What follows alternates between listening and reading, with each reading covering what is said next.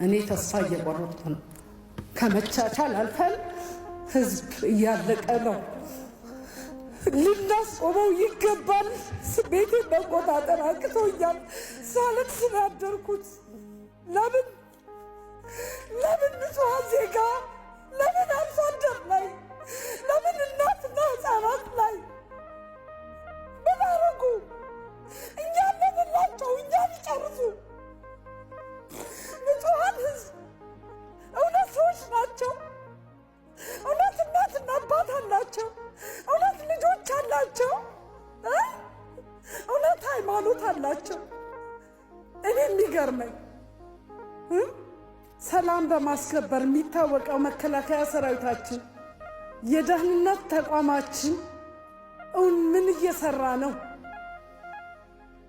አልሸባብን አይኤስአይኤስን ድባቅ እንዳንመታ ኦነግ ሸኔ ያሸንፎት ነው? ህወሓት አሸንፎት ነው? እኔ በዚህ ህዝብ ላይ ለምንድን ነው ሁሉ ግፍ የሚፈጸመው? ምን ስለሆነ ነው? እኔ ዛሬ ሞራል እኮ የለንም። እኔ እንትን መጀመሪያ ላወጣሁት የመናገር ሞራል ስላጣው ነው። ግን አልቻልኩም። ስሜቴ ገፍቶኛል። ስሜቴን መቆጣጠር አቅቶኛል።